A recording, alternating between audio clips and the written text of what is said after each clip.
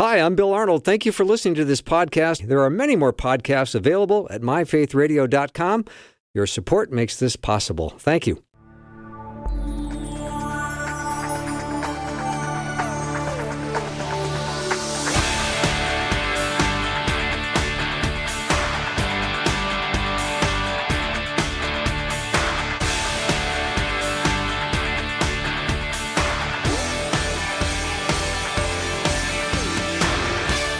And a warm welcome to the afternoon show. I'm Bill Arnold, and we're going to continue talking about the wonderful season we're in, Advent and Christmas. And I can't think of anyone I'd rather do it with than Ace Collins, who does this for me once or twice every year, and I look forward to it all year long because it is such a joy. He's written a couple of books, the stories behind the great traditions of Christmas and the stories behind the great hymns of Christmas. And this little book of his, you're going to love having it on your coffee table. Almost when you pull out your decorations every Christmas, this should just be part of the decorations that come out, and it can go on your coffee table. It's a perfect gift to really help celebrate with spiritual insights some of the captivating legends and stories of the Christmas season.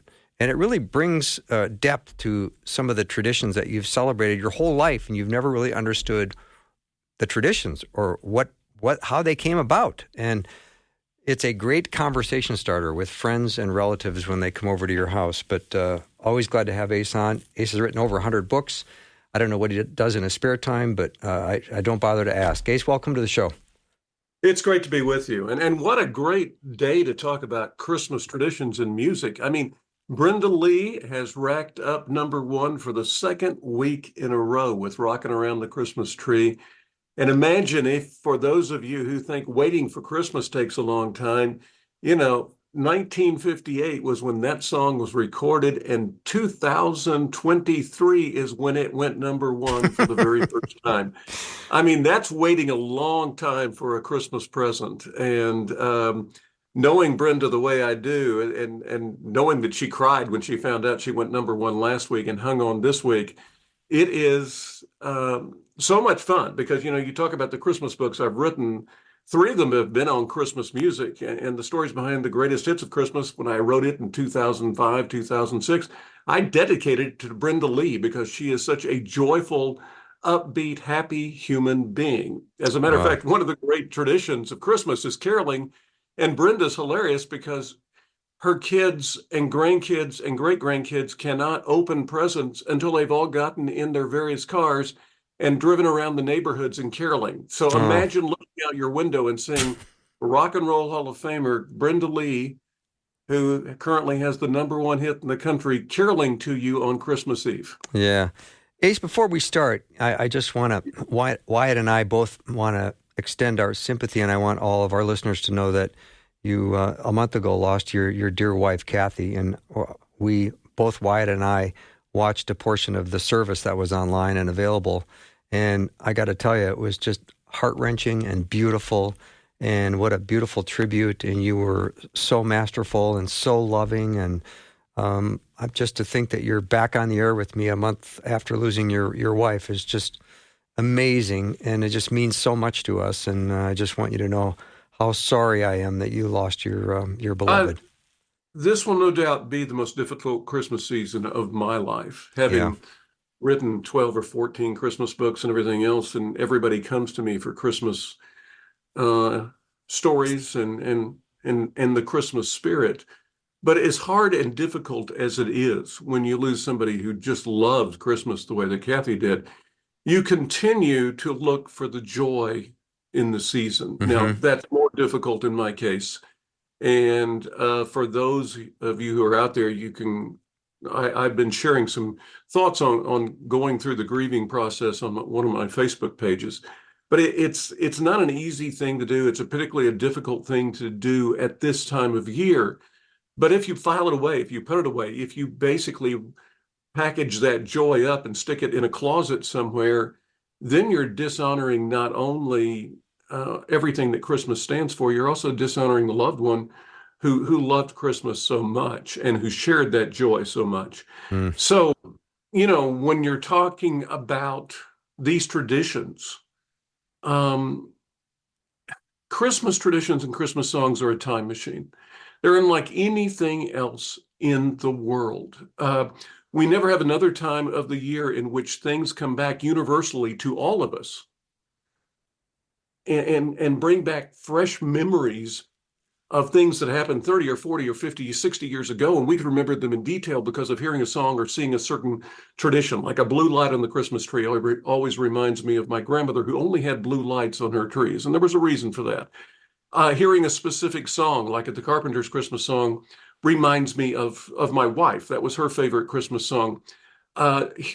Sing a cantata reminds me of different times in my life that I ever sang in them or watched Kathy or some of my other relatives singing them. There's no time that takes us back to those moments and makes them as fresh as Christmas is.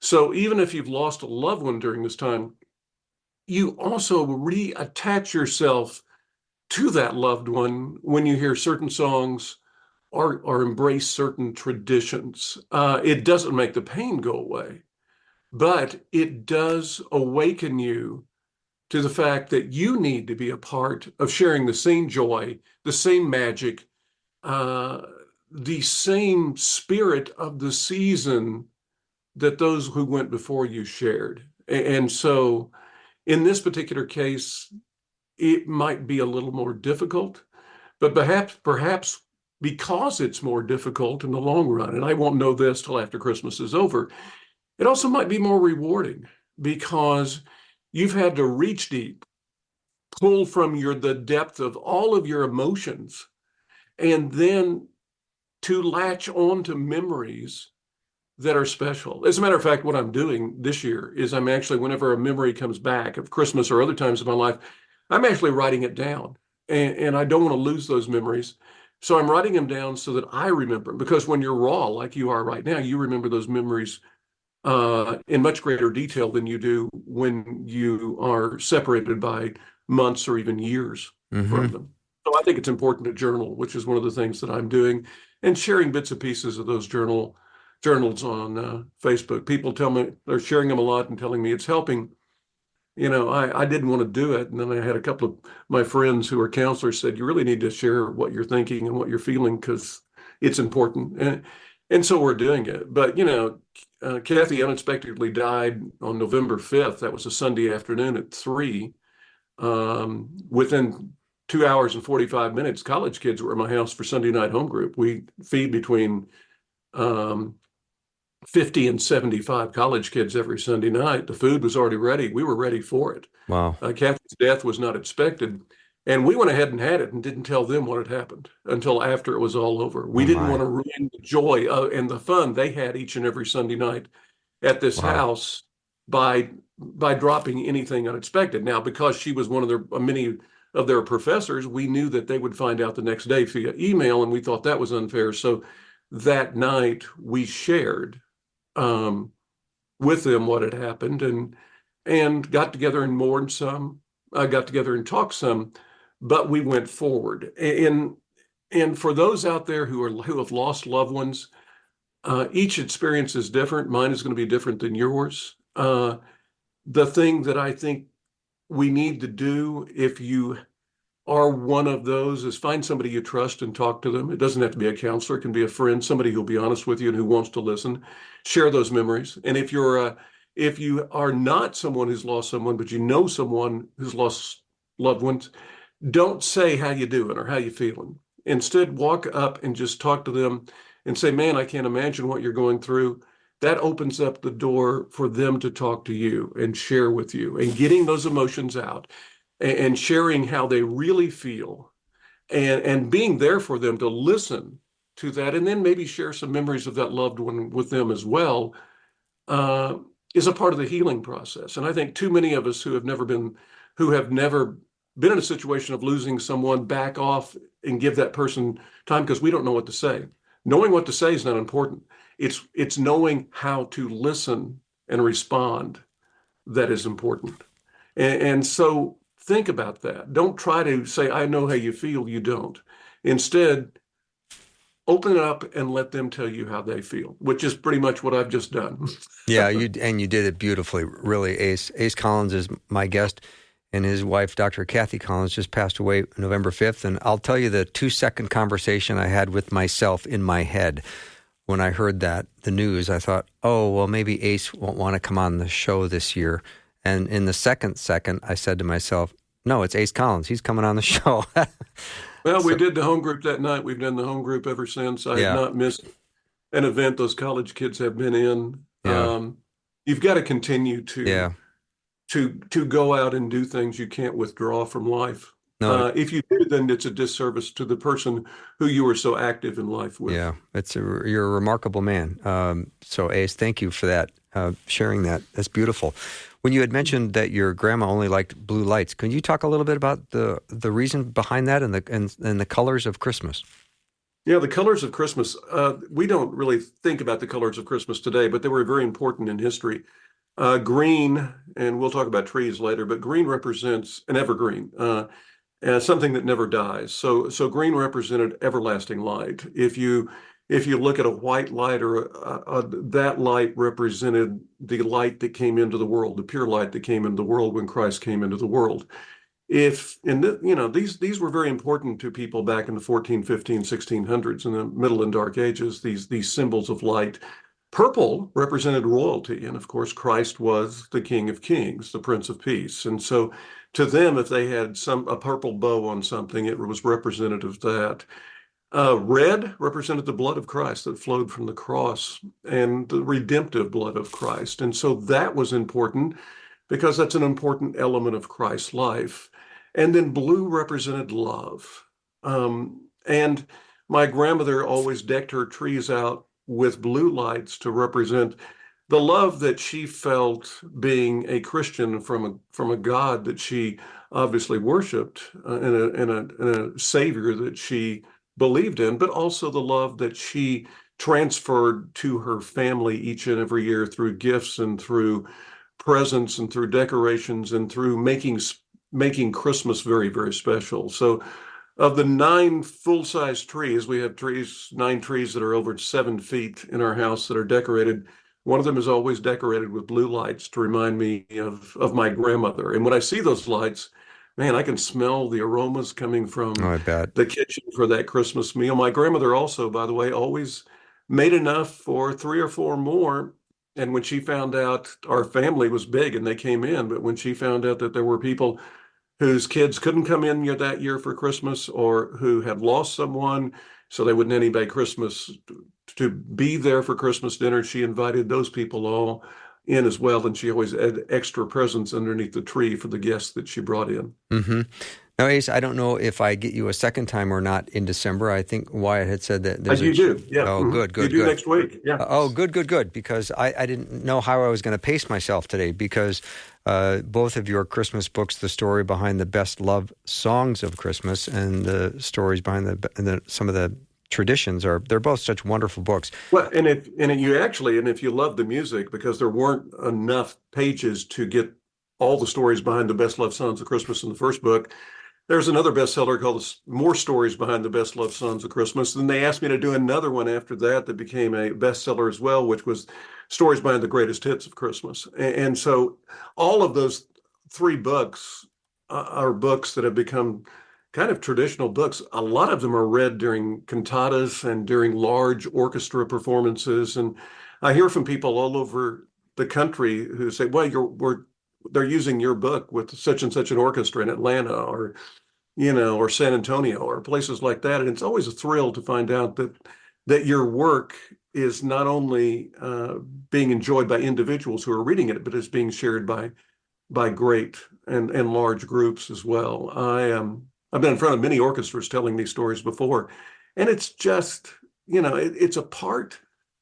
It is, if you know the story about why you're doing something, if you know initially where the Christmas tree came from and why we use it, and what it stood for back then and what it can stand for today. If you knew that the first 100,000 years of the church or more, most times if you went to church, you saw Christmas spelled Xmas. And if you know the reason behind that, you can actually turn that around. And if you see an Xmas and show them how that actually stands for Christ at Christmas, it's not taking Christ out of Christmas. And all of those different things, I think, help us make Christmas more meaningful, not for ourselves, and sharing those things makes Christmas much more meaningful for someone else. Hmm. Ace Collins is my guest. You can learn more about him at acecollins.com. We're going to continue to talk about the stories behind not only some of the great traditions of Christmas, but the stories behind the songs and hymns of Christmas. So if you have a particular favorite you would love the history on, I don't think you're going to be able to stump Ace. So you can send it over to 877-933-2484. We'll be right back.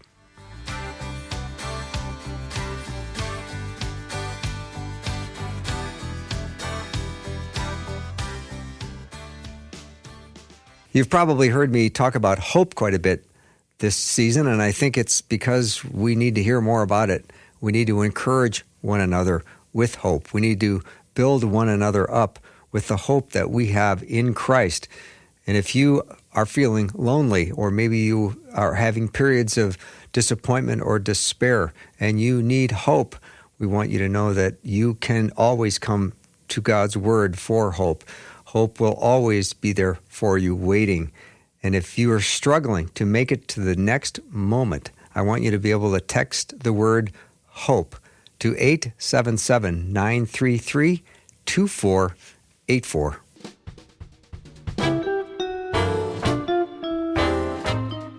So glad to be back with Ace Collins. We're talking about Christmas songs, traditions, and we're going to continue this discussion. If you've got a favorite Christmas song, you'd like to know the history on it, I think Ace will probably handle it for you. 877-933-2484. Now, Ace, the Hallelujah Chorus, is that like the most powerful piece of music ever written? I think how powerful it is going to be based on your personal perception. I think that it is perhaps, of all of what I consider classical music that's out there, particularly oratorios, the Hallelujah Chorus is absolutely one of the most moving pieces of music ever written. It was written by, George Handel.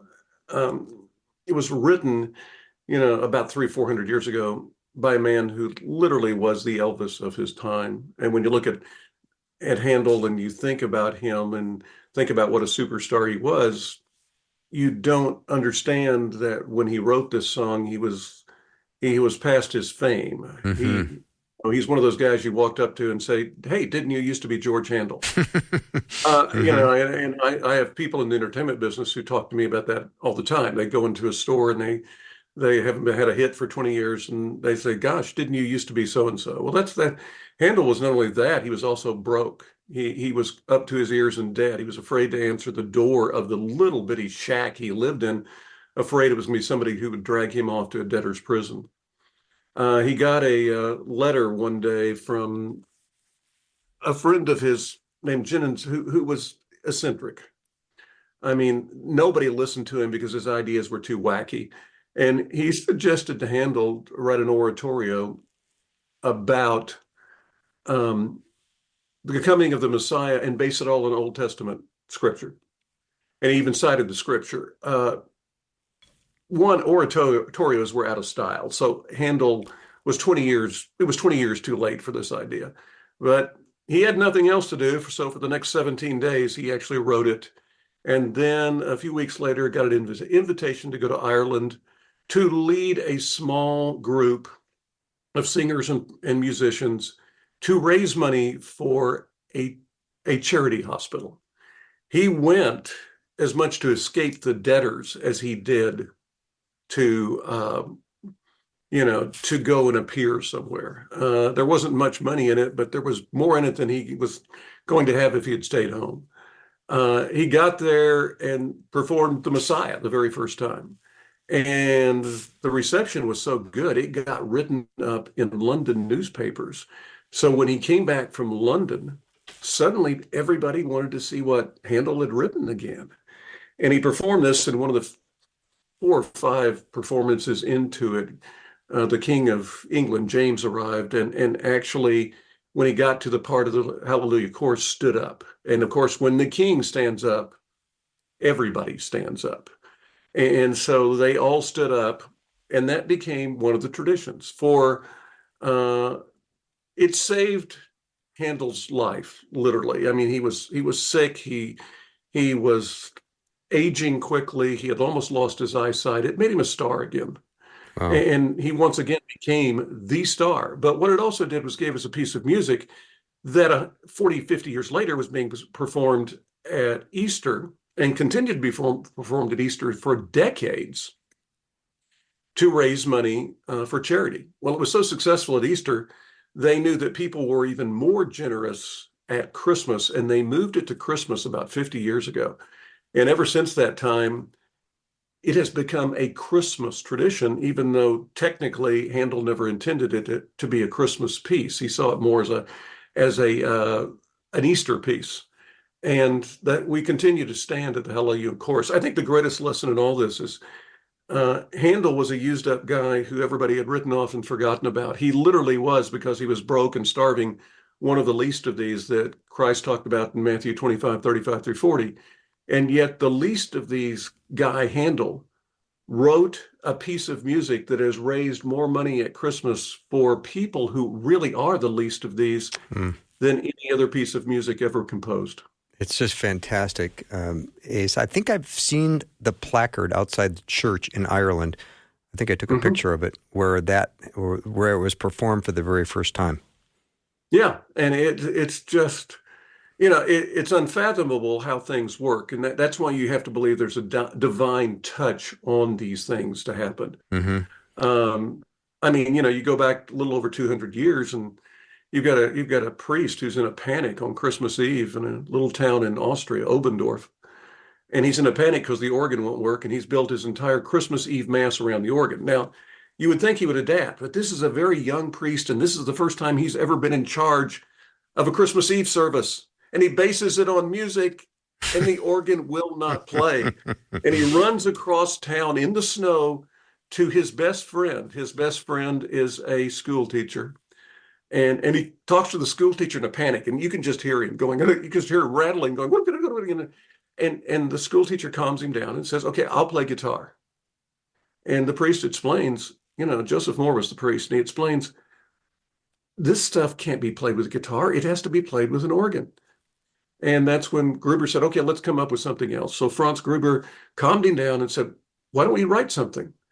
And that's when Moore remembered that for 3 years before, he had visited one of his uncles and walked through a forest on a cold winter's night and came back and sat down and wrote a poem called Stille Nacht. He actually went back to his office and found that poem. How many of us can write something once, put it away, and find it 3 years later? Yeah. He did. He gave it to Gruber, who wrote music for it. And that night, Stille Nacht, Heilige Nacht, or Silent Night as we know it, became the song that saved the Christmas Eve service in this Obendorf, Austria church. Well, we wouldn't know that song today, except somebody had to come and fix the organ. And by the way, mice didn't eat the bellows. You've seen that and heard that all your life. No, it was just an old organ.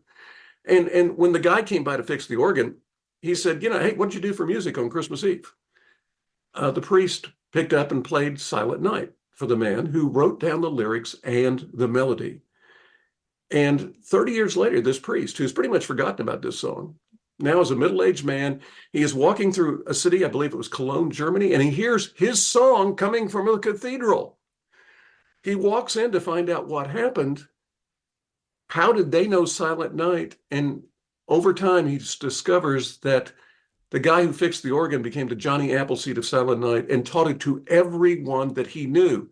And by the time the priest heard it from the cathedral, it was known all over the world and was the most popular carol even in America. Wow. And had been translated into countless languages and has become literally the Jesus loves me of all Christmas songs. Everybody knew it. Everybody sang it. And that is another one of those great miracles of Christmas, that this song that was a stopgap measure to save a service at this little tiny church ended up becoming not the best-selling Christmas song of all time, but the most sung Christmas song of all time. And by the way, what was the name of the church in Obendorf, Austria? St. Nicholas. Wow.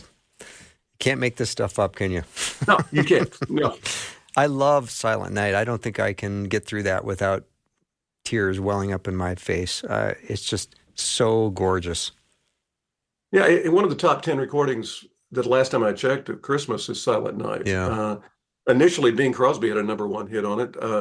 The best-selling version of Silent Night of all time is Barbra Streisand's. Wow. Yeah. That's fantastic. Ace Collins Yeah. is my guest. If you have a question about a song or a tradition of Christmas, I bet Ace will know the history on it. You can send a text over to us. The number is 877-933-2484. Here's a question, Ace. Is it accurate to say that God rest ye merry gentlemen can be translated God keep you strong, gentlemen? It's not inaccurate to say it that way. Okay. No, I mean, in truth, God rest you merry gentlemen confused me as a child. It's probably the reason I wrote all these books, is that song kind of made me question why God would want happy people to sleep. It was written about 500 or 600 years ago in England, and the word rest meant back then make or keep. And so if you substitute make or keep for rest, you get God make you merry gentlemen, and it makes a whole lot more sense. But I got some information from the National Archives through a university I was doing research on when I did the book that also pointed out that Mary 600-700 years ago also had a meaning that more than just happy.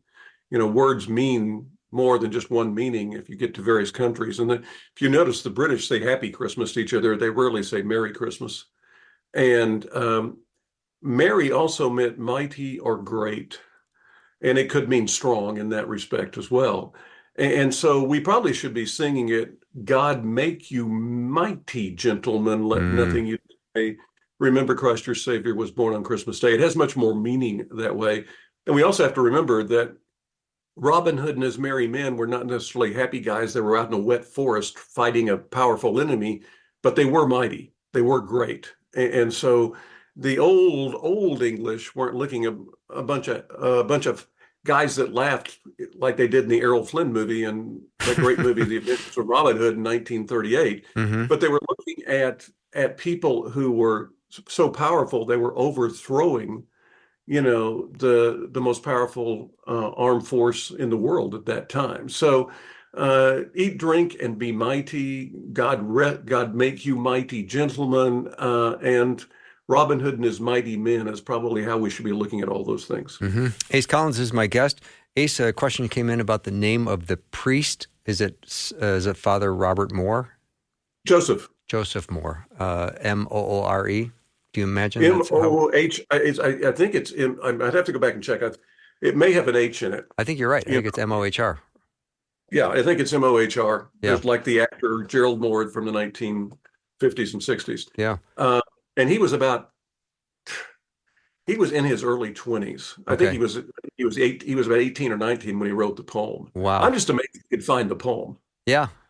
I mean, after all those years, and he's moved a couple of times, that he could actually knew where to go back and find that poem is there's several levels of miracle in that story, and that's one of those miracles as well. Yeah. But Father Moore gave us Silent Night and had no idea it had spread all over the globe. I love that story. All right, we're going to take a little break. We'll come back. Lots more with Ace Collins. You can learn more about Ace at acecollins.com, and he's written so many amazing books. He's over 100 books he's authored. And right now we're talking about some of the great traditions behind Christmas and also some of the great Christmas songs. So if you've got a question about the history behind a tradition or a song, you can text it over 877-933-2484. We'll be right back.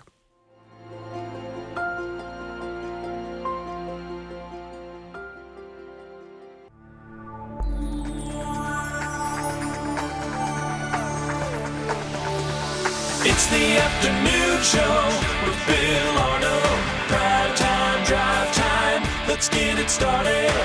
Jump in your car. Yeah. What's for dinner? It's the afternoon show with Bill Arnold.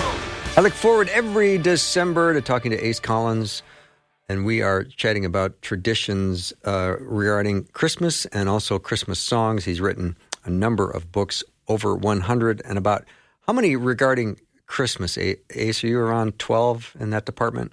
I think 12 or 13. We have a new Christmas children's book out this year about a bear that has insomnia and can't hibernate, and it is the first bear to ever experience Christmas. Interesting. And Grady Bear, the only bear that stayed awake for Christmas, has gotten incredible reviews, and it's a story I wrote many years ago just for my wife's elementary school class at the time, but long before she became a college professor. And she encouraged me last year to, hey, you need to actually publish Grady, and it's my favorite thing you've ever done. So the timing is unique, obviously, with what had happened, but Grady is out, and I think Grady's a children's book, but it works for adults. Of course The it does, adults yeah. that kept it ended up keeping it and then buying another one for their kids or grandkids. So Yeah. it's a special book. You can go to Amazon and read about it and find it. But it's Grady Bear is the name of it, and it's one of the most creative things I probably have ever done. And so, yeah, so it joins the novels and then the nonfiction books I've written about Christmas now. The children's book reminds me of a story from your traditions of Christmas, which is powerful because, and if this is too sensitive to bring this up, given the fact your wife Kathy just passed away last November 5th, but the dad who had a wife who was ill, and he Bob May. Bob Bob May. May. If you would tell the Bob May story, this just takes me down. I mean, it's Thanksgiving during the Depression, and there's a man who is living in essentially a 2-room apartment with his wife and his small child. It's on the wrong side of the tracks in Chicago.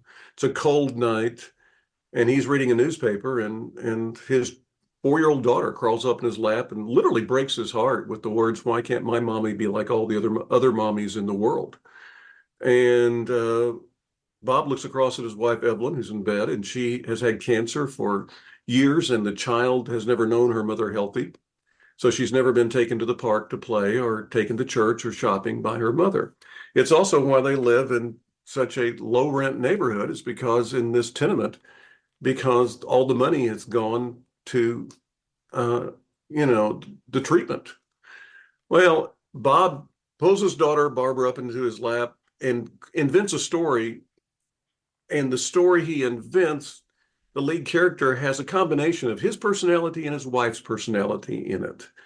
And so the little girl liked it so much, she started asking for it every night. And Bob, who had no money for a Christmas present for his daughter, stayed up late. He was a copywriter and a graphic artist, and he stayed up late, fleshing out the story and creating drawings to go with it.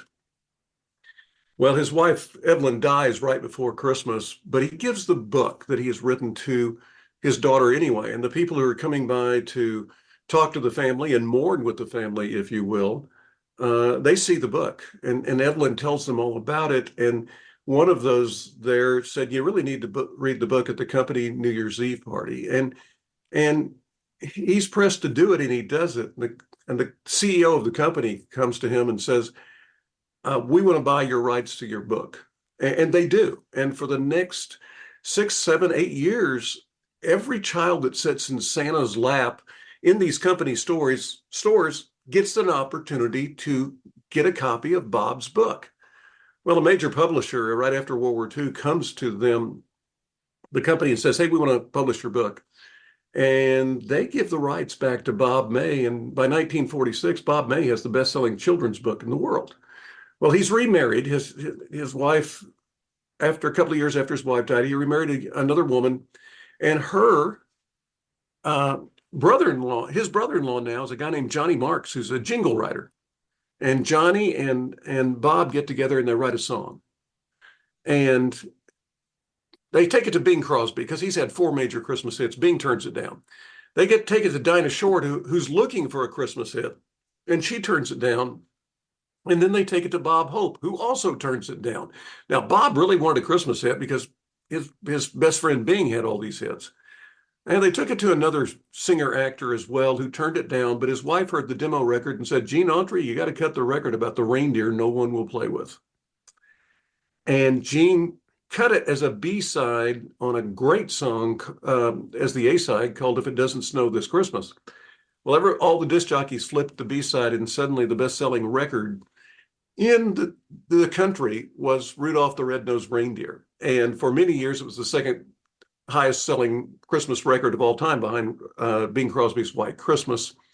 Mariah Carey has probably pushed it out of that spot by now, but the Rudolph is, a classic example of a man who had no money, who really was, as we talked earlier in the program about the least of these. Bob May was the least of these, and he used his own creativity to give his daughter a present that could only be created out of love. Mm-hmm.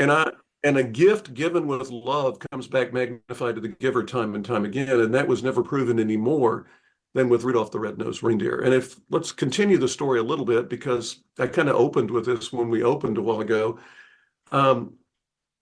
10 years later or so, 11 years later, the same songwriter, Johnny Marks, is on a beach on the East Coast watching teenagers sing and dance to Elvis songs on the radio. And he gets this idea in the summertime to write this Christmas song. And he sends it to Owen Bradley, a Nashville producer, as a demo record, figuring Owen would give it to a guy named Bobby Helms, because Bobby Helms had this huge hit called Jingle Bell Rock. And Owen Bradley didn't want to give it to Bobby Helms. Instead, he gave it to Brenda Lee, who was at that time 13 years old. She cuts Rockin' Around the Christmas Tree, and it goes nowhere. It sold fewer than 5,000 copies the first year. Didn't go anywhere the second year, but by the third year, Brenda Lee was the hottest female artist in music, had 3 straight #1 songs, and she released it, and it climbed up the charts. It didn't make #1 because Blue Christmas and others kept it out of that spot, but it consistently made #2 for years, including making #2 the last 3 years. And this year, it finally became #1 from 1958 to 2023, sitting there underneath the radar, just at #2. Rockin' Around the Christmas Tree has now been #1 on the Billboard charts for the last 2 weeks. And it's a wonderful little story about perseverance, I guess, that this Brenda, who I think's birthday is today, I think she's 79 today, finally has that #1 hit for a Christmas song. I was being interviewed last year by one of the biggest newspapers in England, and they asked me if Mariah Carey was the Queen of Christmas. And I said, no, I don't think so. I said, I still think Brenda Lee is the Queen of Christmas. So Brenda kind of proved me right today, this week, by having the #1 song and knocking Mariah Carey out of the top spot for a while. Johnny Marks also wrote, by the way, Holly Jolly Christmas, which means that this one songwriter, has had 3 of the top 10 Christmas songs of all time. Wow, it's just fascinating. I love the fact that after 50 years it becomes #1, or after 60 years. 60 years. Yeah, it's incredible. Yeah, Brenda was 13 when she recorded. She's 6, so it's 65 years. Yeah. 65 years it took to climb to #1. Sold millions of records, just never hit #1. Yeah. And she's the oldest woman to ever have a #1 song, and it's the longest. Her last #1 song on Billboard charts was 1963. That's the longest span between #1 songs, too. Yeah. Just to defend myself, when I got this job, I was told there'd be no math.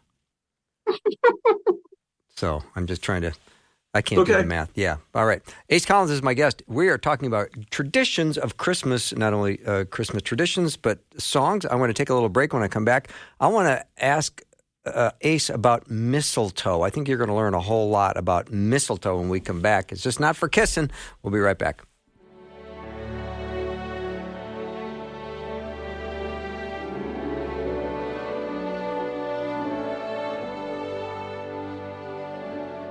We want to pray for you. We all need prayer. We would love to pray for you. The Faith Radio team is serious about prayer, and we pray for specific listener requests every week. Share your prayer requests with us anonymously and securely on our website at myfaithradio.com.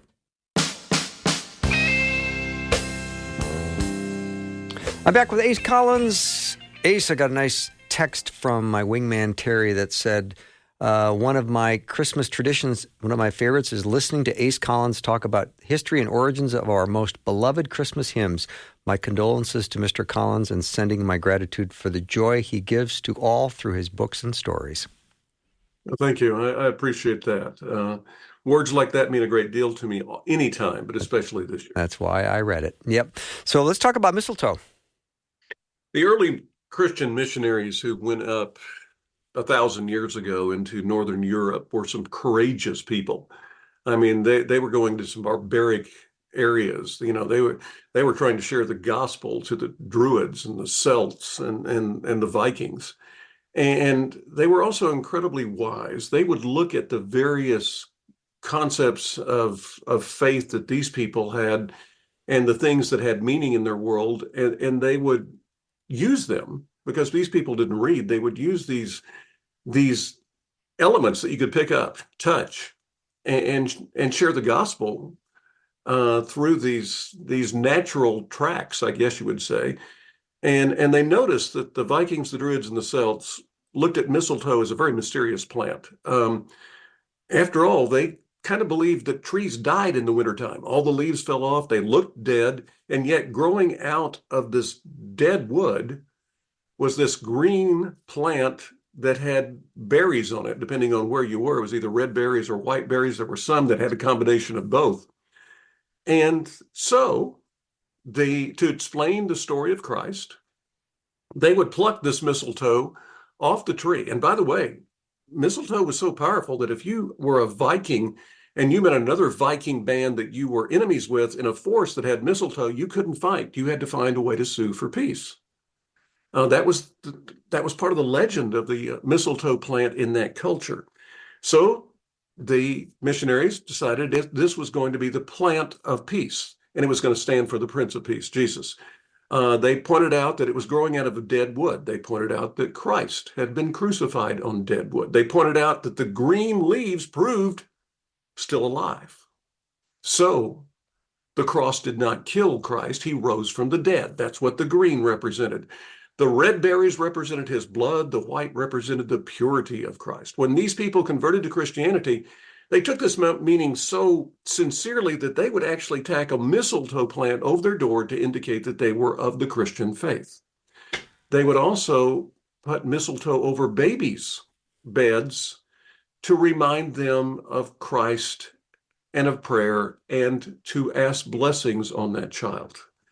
Well, it came to mean so much that bride and grooms were married underneath mistletoe plants. This is 1,000 years ago now. Wow. They were married underneath mistletoe plants to remind them as long as they had faith, they could sustain themselves through the toughest times, like the bleakest days of winter when the mistletoe plant thrived.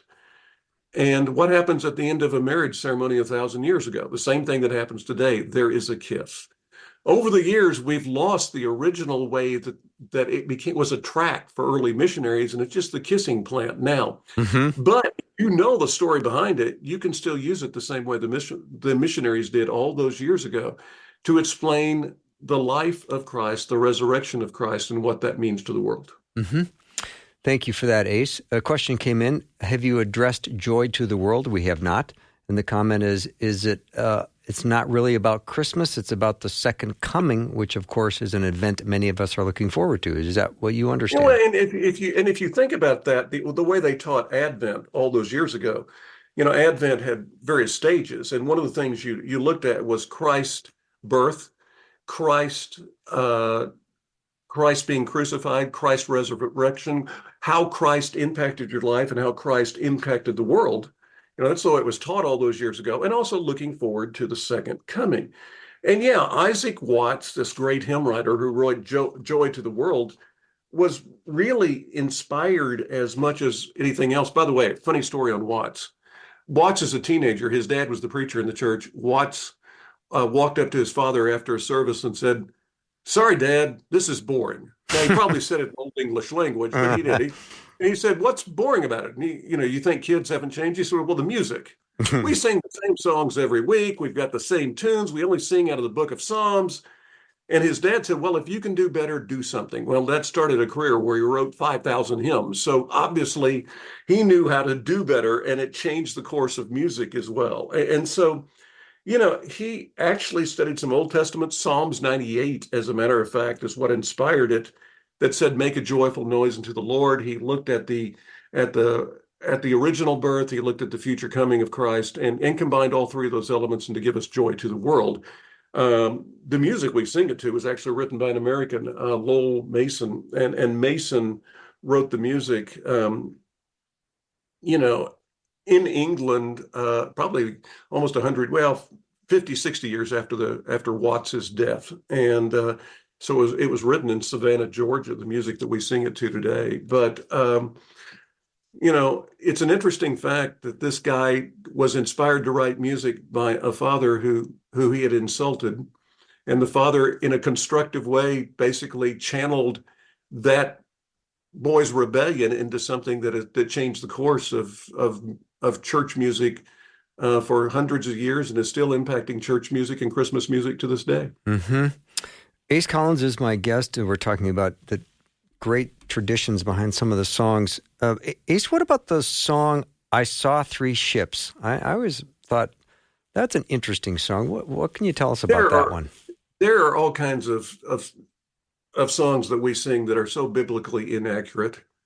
I mean, you think about all of the Christmas carols that have the wise men and the shepherds arriving at the same time. Right.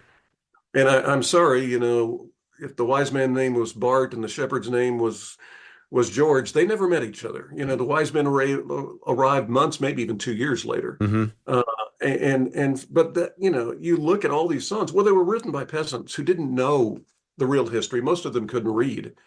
And Protestant churches, by the way, didn't even start singing, celebrating Christmas until the mid 1800s.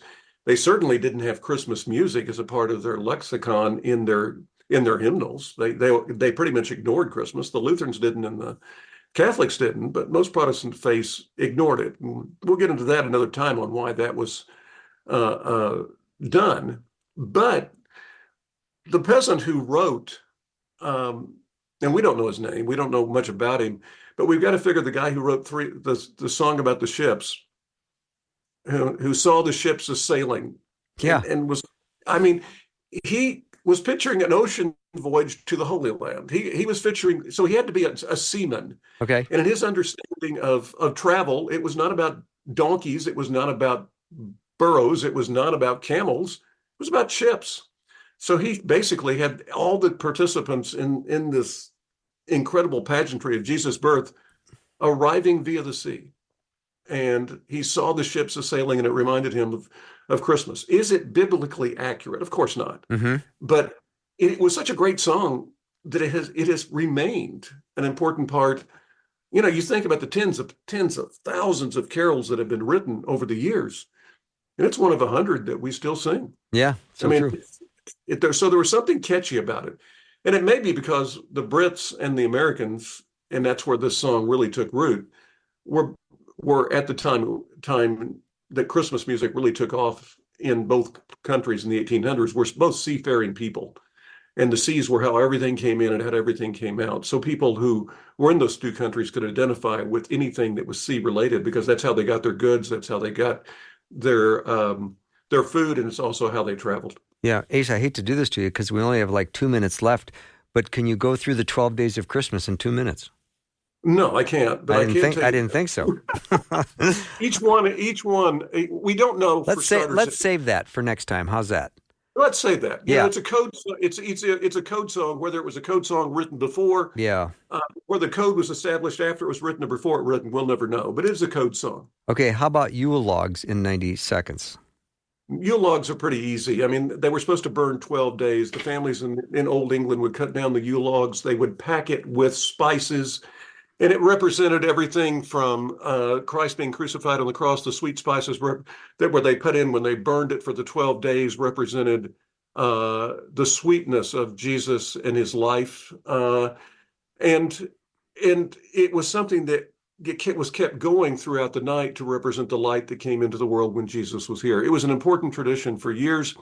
They would always take a splinter from that wood and keep it to light the next Yule log with the next year. Mm-hmm. And, you know, that really, once again, like the first light on the Christmas tree and everything else, represents the light that came into a dark world and what Jesus meant to that world when he arrived. Yeah. So great to have you on the show. And I'm looking forward to another opportunity around the 18th of December to continue this discussion. Ace, have a wonderful, busy December, and God bless you with all that you're going through and mourning the loss of your dear Kathy.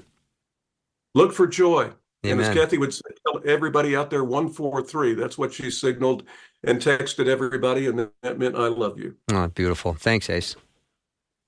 All right, that's our show for the day. Ace Collins has been my guest. Because he's written 12 books about Christmas, it might be easier just to go to your favorite bookstore. Maybe it's Amazon, and just type in his name, Ace Collins, and all his books will show up. Have a great night, everyone. I look forward to our time tomorrow.